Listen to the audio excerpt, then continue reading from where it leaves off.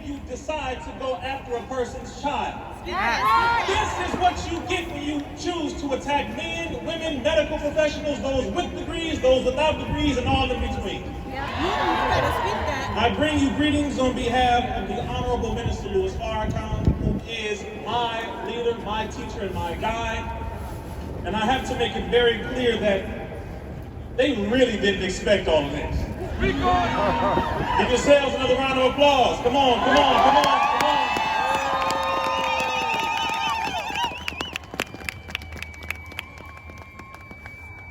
It says in the book of Psalms 133, how good and pleasant it is when brothers dwell together in unity. In the Holy Quran, chapter 3, verse 103, it says, and behold, hold firmly to the rope of Allah, all together, and become not divided, and remember the favor that I have given unto you. When you were enemies, and he brought your hearts together, you became, in his favor, brothers. The most honorable Elijah Muhammad said, our unity is more powerful than a hydrogen or an atomic bomb. And the Honorable Minister Louis Farrakhan said that we should argue over religion after we are free.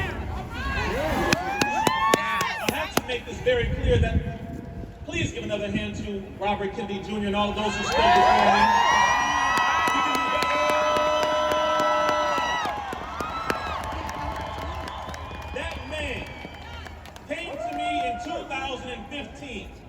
When no one in the black community would listen to what is happening to black people as it pertains to vaccines.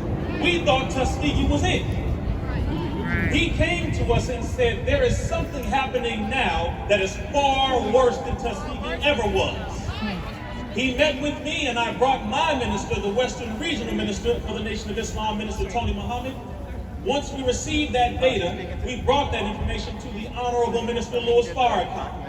Once he received the data, he said, Mr. Kennedy, not only am I going to bring this information to our community, but I'm going to bring it to the entire world. And he did at the 20th year anniversary of the Million Man March.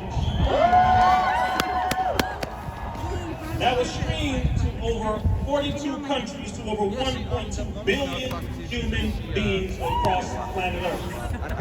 Y'all can clap for that. Come on now, come on. I find it no coincidence that we are standing where Reverend Dr. Martin Luther King Jr. made his great I Have a Dream speech.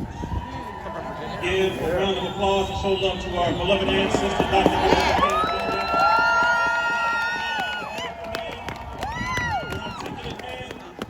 Jr. We like to hear the I Have a Dream speech. We like to hear Mountaintop, but we have run that a little too deep, I would say. The last 2 years of Dr. King's life is when he woke up from that dream. He was interviewed in 1967 on NBC, and he said, I must confess that that dream I had has in many ways turned into a nightmare. And this is one of the circumstances that he was referring to. What would cause a Muslim, a Christian, and the members of the Jewish community to stop arguing? You can laugh. What? It must be something pretty big. This circumstance has made Satan obviously the one who has declared war on all of humanity. Is that right?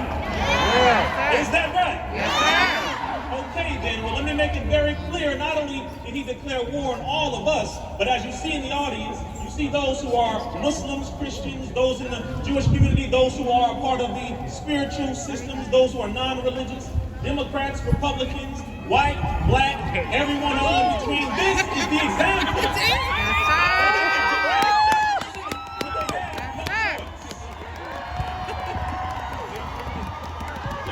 You used the black community yet again to push poison. You played the people while pimping us. Did I say it clearly? Yes. Say it again? Yes. You used the black community. Pardon me, you used, that's right, pimped the black community and played everyone else. They used our artists. They used our athletes, our singers, our rappers. to ensnare the masses of humanity while saying the same old tired statement, safe and effective, safe and effective. But you never told them the science. You never told them the data. And you never allowed them to ask the proper questions, but now we are here to answer those for them. And as I close, we do know how to read. I know you didn't read it. Even though it was illegal, I think it's been legal for quite some time. But we read the VAERS information. We read all of the data. We have debated with some of your scientists, some of your quote-unquote medical professionals, and we have found that there were so many things that you have omitted that Mr. Robert F. Kennedy Jr. outlined beautifully. But Tuskegee was not the worst. You experimented on 1,500 children in LA in the 90s. You experimented on over 20,000 black and brown women in the prisons of California. You experimented on inmates in Philadelphia. You've experimented on our people for quite some time, and as demonstrated with some of those vaccine injured, you have experimented on over 1 million and potentially over 1 billion people recently with this new quote-unquote vaccine.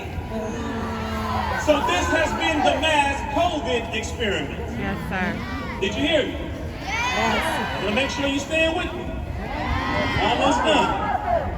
The Honorable Minister Louis Farrakhan, in his July 4th, 2020 address called The Criterion, he stated, quote, "If you attempt to force this on us, we will take that as a declaration of war." Before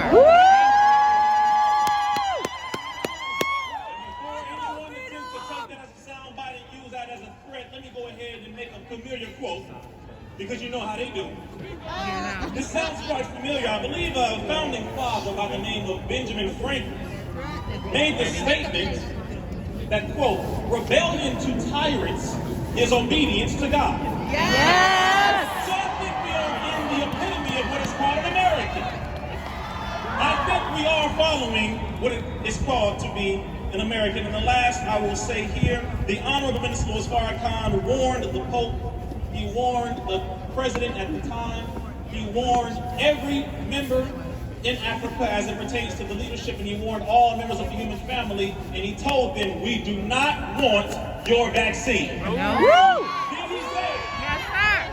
Did he say? Yes, sir. Did he say? Yes, sir. So he is not one, as the most honorable Elijah Muhammad taught him. He said, don't speak for one, speak for the whole.